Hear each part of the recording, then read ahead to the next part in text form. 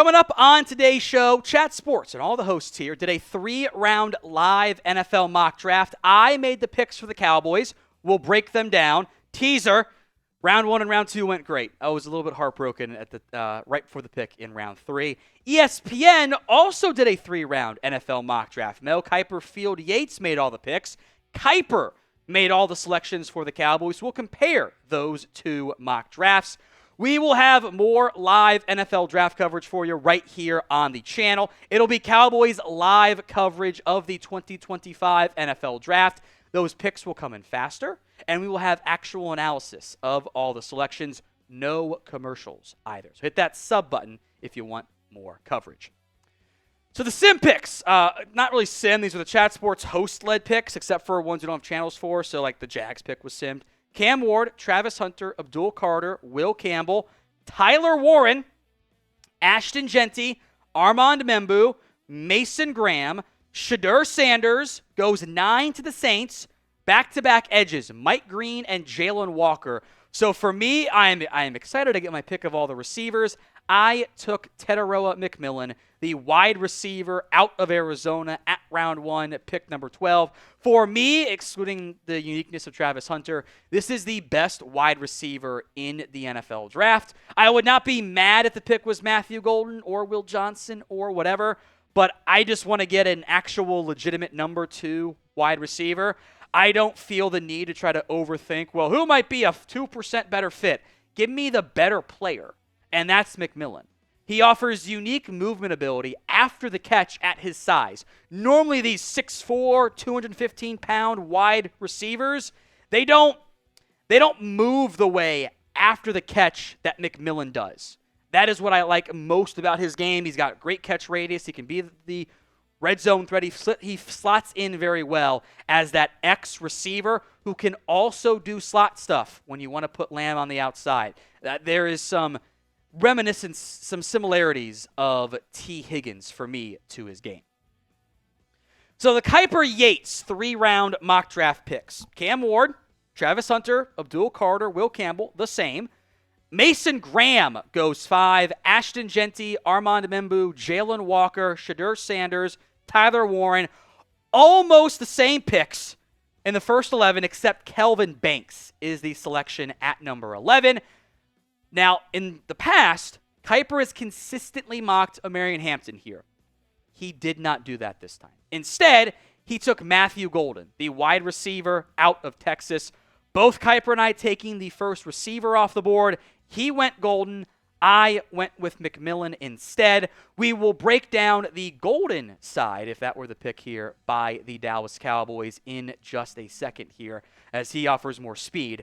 But who do you want to draft in round 1? Let me know in the comments section of today's show. Who do you want to see the Cowboys take? It is the pinned comments on today's show. So if the ad comes here on YouTube, take advantage of it. Head down there and let me know. Here's what Mel wrote. I thought about North Carolina running back Marion Hampton, but the possibility of Golden's 4.29 speed and great route running opposite CeeDee Lamb just makes too much sense. The Cowboys can finally get some reliability at wide receiver 2, at quarterback for Dak Prescott. They haven't had 2 receivers over 700 yards since CeeDee Lamb and Amari Cooper both did it back in 2021. Now, Golden's production is not nearly as good as Tetairoa McMillan's. He had under 1,000 yards in 16 games this past year. But he offers, I think the best rate is his route running. It's not the 4.29 speed. It's how good of a route runner he is. If you crave separation above all else, I think you can make a legitimate argument for taking Matthew Golden over Tetairoa McMillan. He's not as big. He checks in at 5'11" at the NFL Combine was his was his weigh-in size there, excuse me. But I would also not be mad at the Matthew Golden pick. Now, in round 2, I actually had planned going in to not take a running back at 44. I didn't think TreVeyon Henderson was going to be there for me. And I wanted to see how the sim played out, or how the picks all played out, if I didn't take Henderson. I wanted to see what happened, who was there for me in round 3. But Henderson was there. 4 other backs before him. Caleb Johnson went to the Browns at the top of round 2. And then on top of that, somehow, some way, Quinshon Judkins went before Henderson. So I'm going to take my number 3 back. This was just the value for me. This was too good of a player to pass up. Explosive running ability, average 7 yards per carry, big play threat, offers pass catching ability, great pass blocker. He'll probably never be a 250 carry workhorse guy. Maybe you could try it, but I would want to keep him fresh. That's okay. It's 2025. There aren't that many of those guys who handle that level of workload anymore. That explosive playability for me made it too good to pass up. Because I think in real life, when we get to the real draft in April, and again, or I guess in a week, and again, maybe I'm wrong, it wouldn't be the first time, I don't think he's there. The Mel Kiper pick here at round 2, 44, was Shavon Revel, the cornerback out of ECU. This one, I think, might actually end up being the pick. This would not surprise me at all. He's an extremely talented player, but he is coming off an ACL tear. This is the Blue Star Special in round 2. We'll break this one down in just a second, but today's show is made possible by GameTime. GameTime makes it faster and easier to get tickets for even those hard-to-get playoff seats. Prices on the GameTime app actually go down the closer you get to tip-off. With killer last-minute deals, all-in pricing, views from your seat, and their lowest price guarantee, GameTime takes the guesswork out of buying NBA playoff tickets. You can get up to 60% off when you buy these last tickets for sports, concerts, comedy, theater, and everything else in between. Zone deals help you save even more. You pick the section, GameTime lets you pick the seats in the process. The GameTime guarantee is this. If you find tickets in the same section and row for less, GameTime will credit you 110% of the difference. Download the GameTime app, create your account, and redeem code CHATSPORTS for $20 off your first purchase. Terms apply. Again, create your account, redeem code CHATSPORTS, CHATSPORTS for $20 off. Download GameTime today. Last minute tickets, lowest price, all guaranteed. Link will be in the comment section and the description of today's show. Here's the pitch from Mel. Dallas has injury concerns at cornerback with Trayvon Diggs and Deron Bland. And yes, Revel's zone, he's coming off a torn ACL, but he's big and long and he makes plays on the ball. Revel would give the Cowboys another option on a pass defense that must improve.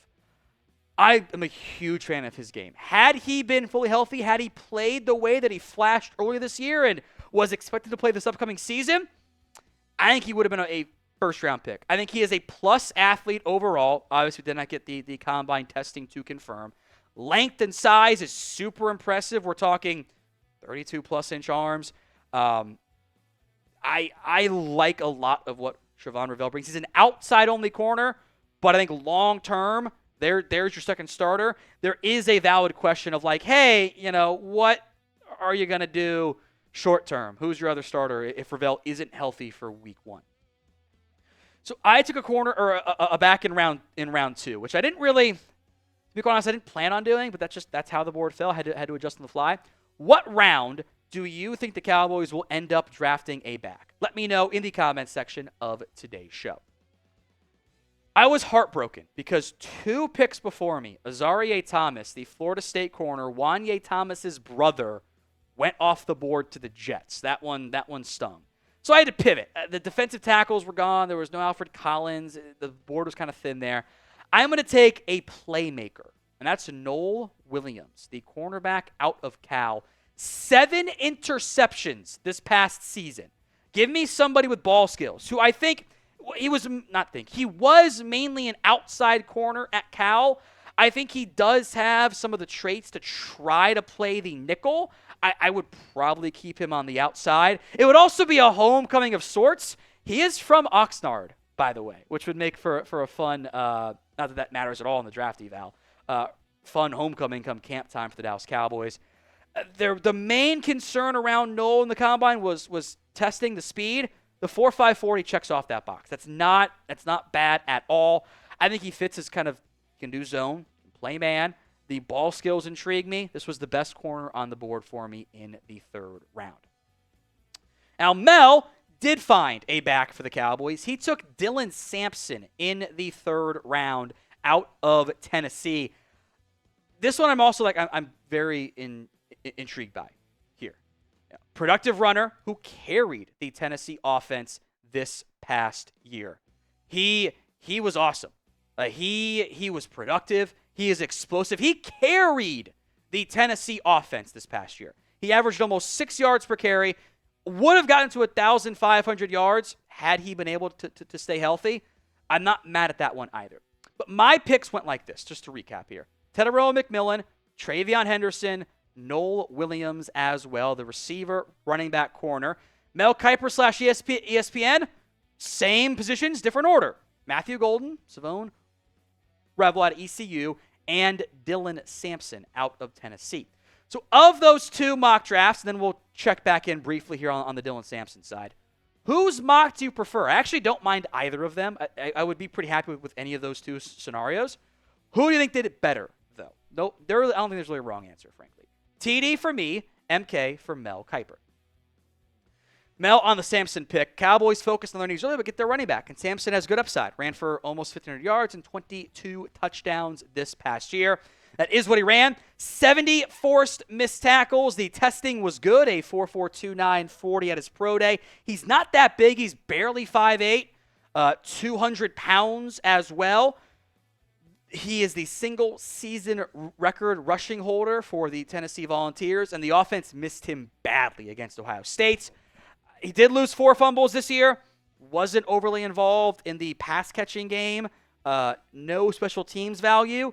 The Tennessee offense is kind of fake, but he does offer some intrigue there.